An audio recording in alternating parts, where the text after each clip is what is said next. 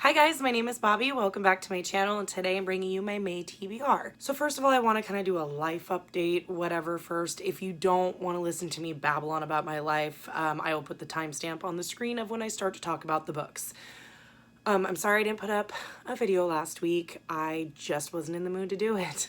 I was talking to a couple of my online friends. Iggy was one of them, and he told me, he goes, don't worry about it. Like, you've got a life, you've got shit going on. If you can't post, you can't post.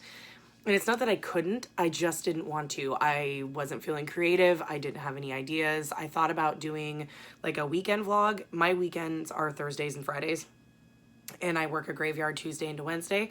So like most of the day Wednesday I have time, and then Thursday and Friday I'm off. And I thought about doing a vlog about me reading during those days and trying to get all this reading done, and I just was not motivated. With everything going on, I'm starting to get irritated. My mental health is suffering. My give a fucks are like gone, and I'm like had it up to here. I'm tired of being yelled at. I'm tired of being treated like shit. I'm an essential worker, so of course I've said that multiple times. So I'm still working. I work in the grocery industry, so I've been working a lot of hours, and people are mean.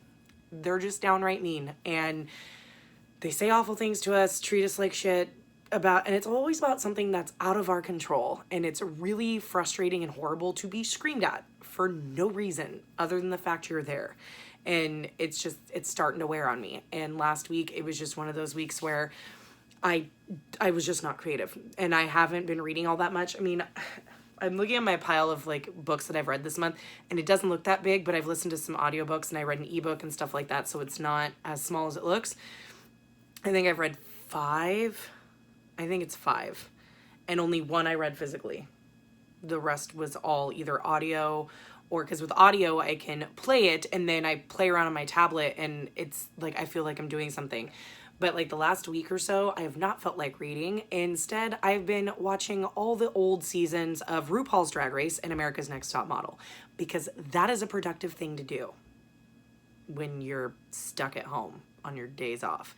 It's mindless, it's relaxing. Like, I do not really have to pay attention. I've seen every single season of both of those shows multiple times, and so I don't have to pay attention. I can just zone out and do whatever. And reading, it takes a lot of concentration because you got to pay attention to what you're reading, and being a critical reader, and the fact that I have a channel and I need to talk about these books, like I need to pay attention to what I'm reading, and it's really hard to focus and really engage myself in a story. I mean, especially physically, I've had a hard time to read even 50 pages at a time.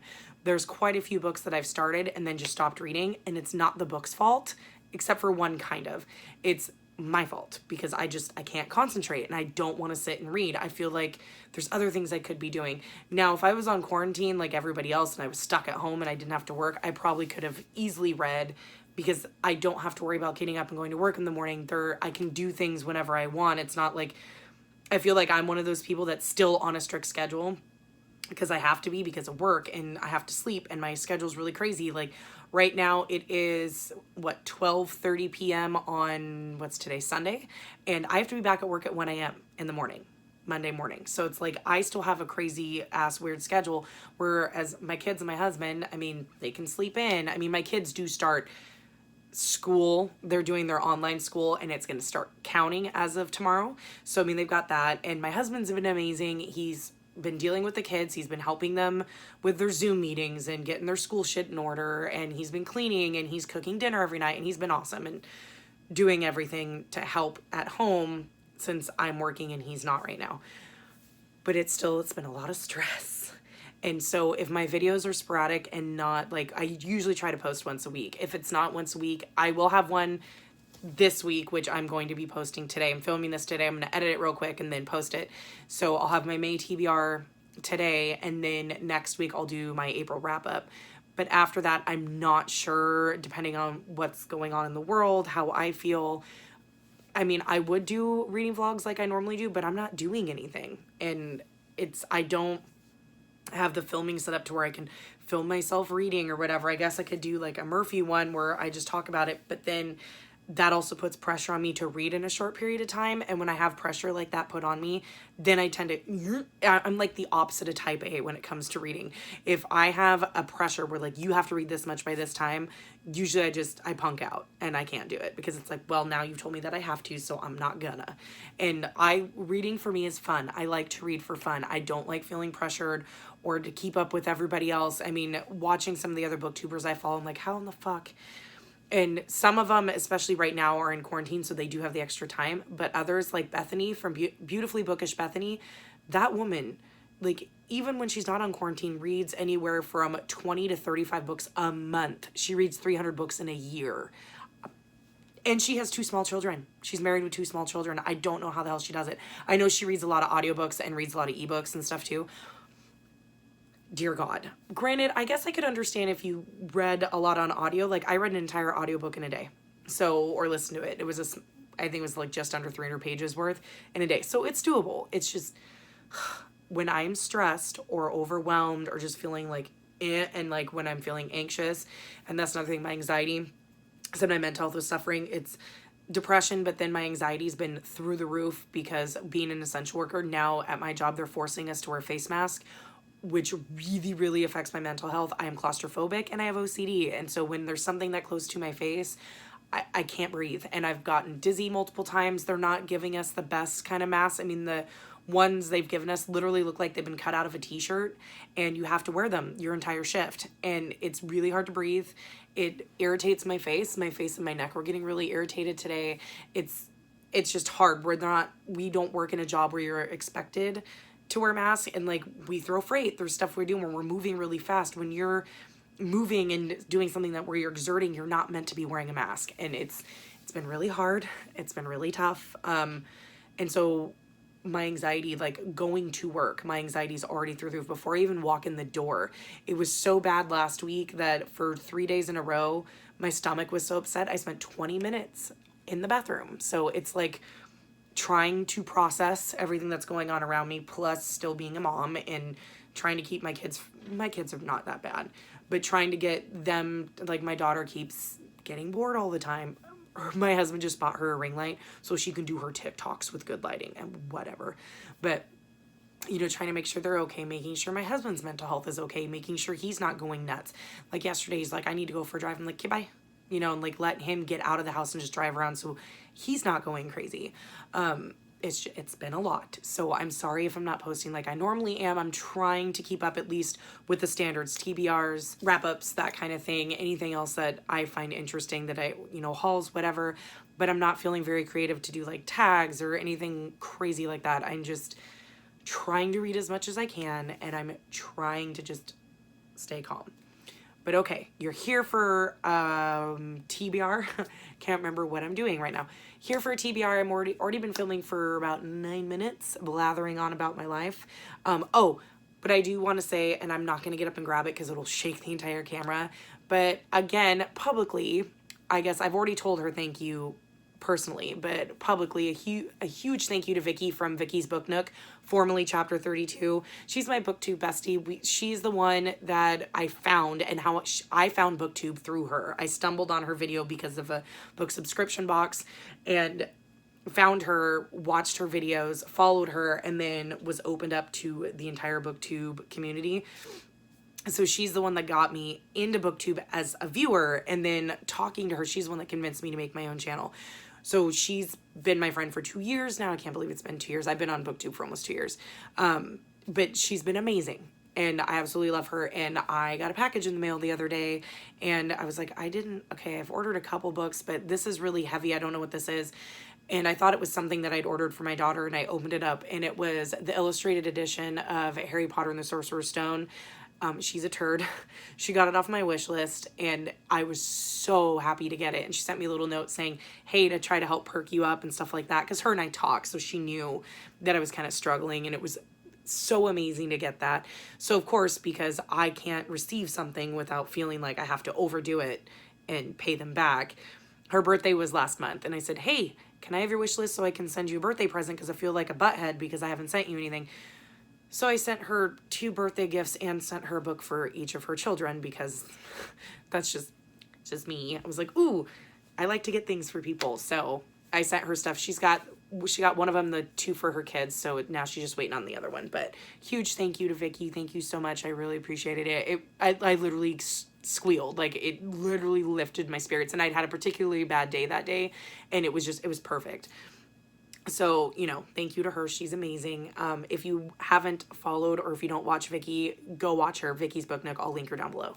But anyways, let's get into the books. Okay, so I guess now I'm looking at this. I've got 5 physical, which is pretty ambitious. Unless I can listen to some of these on audio. I don't. Maybe one of them I can. The other ones are too new, and one I just don't want to listen to on audio. It's a story I wouldn't want to listen to. So we're going to try to, so books that I'm currently reading. There are 2 books that I'm currently reading that I'm going to put on my May TBR to kind of keep continuing. One I may finish before the end of the month. I still have 5 days until the end of the month. So I'll probably finish the one, but just in case.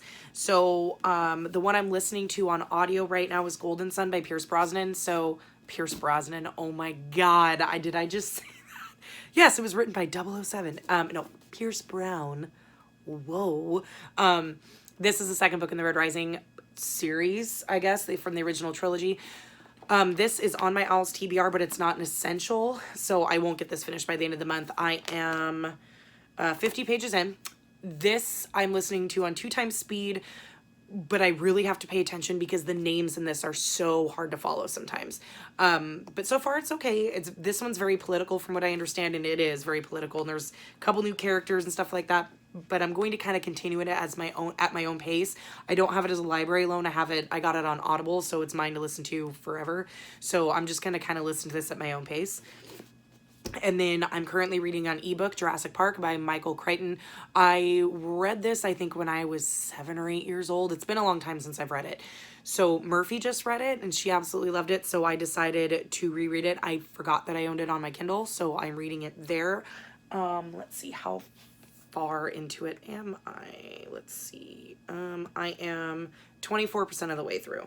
So not too bad, about 1/4 done. So I'm currently reading that one as well. So those are the 2, I think, the only 2 that I'm currently reading. As for the books that I want to read in the month of May, I want to read the next book in the Mercy Thompson series, which would be book 3, which is Iron Kissed, I believe. I'll put a picture on the screen. I've been listening to these on audio. I listened to the first 2 on audio. And so now I want to continue the series. I think there's 12, 13, 14, an atrocious amount of books in the series. These are quick, easy, paranormal, romance, urban fantasy books. Super easy to read, very akin to the Sookie Stackhouse series. Really enjoying them. Very easy to listen to, easy breezy, good palate cleanser book. Really enjoying it. So I want to read the next one. And then the rest are all physical books. So if I'm going to continue my booktube darlings, which I've kind of lacked off on because the other 2 I have, I don't think I necessarily want to read. I think I'm just going to get rid of them. But the one I do want to read is City of Brass by S.A. Sharkaborty. I've heard a lot of good things about this series. I believe the last book is just about ready to come out. I know a lot of people are doing a lot of rereads and stuff, but this takes place in Cairo. I don't know if there's a time period. It takes place in Cairo. It's about a girl who is like a thief, con artist kind of thing. She accidentally brings forth a djinn, which is, some people call him djinni, which is not correct. It's jinn, so it's like a genie. And he takes her into this other world that is full of all these jinn clans and stuff like that. There's a prince. It's a fantasy. It's an adult fantasy. I've heard nothing but good things about it. Maddie at the Book Pusher loves this series. And if Maddie likes it, it's got to be pretty good because she's a picky bitch. So I really want to get to this one, and hopefully I can. It's thick, and with the way my reading has been lately, if not, I'll try to get to it in June, but this is the next one of the booktube darlings I want to pick up. And then after that, I think I'm done with them unless I can find a couple other ones to keep the list going. Next is one I'm going to buddy read. I'm going to buddy read this with my friend Cindy, who is also a subscriber. She either commented or sent me a message after my haul because I have that, we're buddy reading it. I'm like, yes ma'am, okay. And that's Rage of Dragons by Evan Winter. This is also a very thick book. This is an adult fantasy that has African mythology in its lore, and so it's like an African-based fantasy. I've heard nothing but good things about this book. I haven't heard anything negative. I know the second book is coming out at the end of this year, I believe. They just did a cover reveal. It's gorgeous. This is Own Voices for the Black representation, and I am not sure what it's about. I just know it has dragons. The main character was wronged in some way. He's avenging his family. Don't know, only heard good things about it. Really excited to read it with Cindy. The next 3 are all new releases, so here I am staying on top of things. The next one is My Dark Vanessa by Mary Elizabeth Russell. This I was in my haul, was going to incorporate it in my Owls TBR, but my reading slumped really bad and didn't get to. This was gifted to me by my subscriber, Monica. Thank you, Monica. Absolutely love it. This is a hard-hitting contemporary, which is usually not my genre. This is about a girl named Vanessa who, when she was 17 years old, had a full-blown romantic relationship with her English teacher. Now she's an adult. She's living her life. That relationship has since long ended, and people have started coming forward accusing the teacher of having an inappropriate relationship or a sexual relationship with them, and it throws her for a loop because she doesn't know how to handle that. She didn't realize that she was being abused. She thinks that their relationship is the only real one. She finds it hard to believe that he would do that with anybody else. From what I understand, this deals a lot with grooming. So there's a huge trigger warnings for grooming, sexual assault, underage sexual assault, statutory rape, that kind of thing. And it's about Vanessa dealing with the fact that what happened to her was actually a trauma and not normal and not healthy, and her coming to grips with that with everything else. I've heard nothing but good things about this one either, just that it's very, very hard hitting and kind of tough to read. So make sure you look up trigger warnings before you pick this one up, because I heard it was kind of hard to read. My friend V said she found it to be repetitive. She didn't really care for it very much. So she's the only one I've heard say anything kind of negative about it. So we'll see how I end up feeling about this one, but I'm excited to read it. Hopefully I can get in the right mental state to pick it up. Next, which I have started this book. I picked it up because I really wanted to start it. I got 50 pages in and then set it down for no reason at all. It was good. But I want to finish the Southern Book Club's Guide to Slaying Vampires by Grady Hendrix. This is the newest Grady Hendrix book. This is a campy horror. Grady Hendrix writes really campy horror. It's not super bloody, gory, scary monsters. It's gory-ish. It's bloody, but it's more camp and like tongue-in-cheek and stuff like that. This tells the story of Patricia, who, it starts in the late 80s, but this predominantly takes place in the 90s in the South. I don't remember if it's Georgia. No, Charleston, South Carolina. Takes place in South Carolina, and her, around the block, they have a book club. At the very beginning of the book, like, she's in this book club and they're reading some hoity-toity like historical fiction that nobody read but the person hosting the book club. And so a couple of them get together and they decide to start their own book club where they read true crime stories. So a lot of like Anne Rule and stuff like that. And then there's some mysterious guy that moves in. He wants to join their book club. Apparently he's a vampire, and I guess things go from there. Where I'm at, haven't met the mysterious guy yet. It's just the women in the book club. They talk about their husbands and their kids and stuff like that. So it's really good the way everything is set up. I really love the 90s, late 80s, early 90s pop culture references. It's really fun to read. But so far I'm liking it. I need to finish it.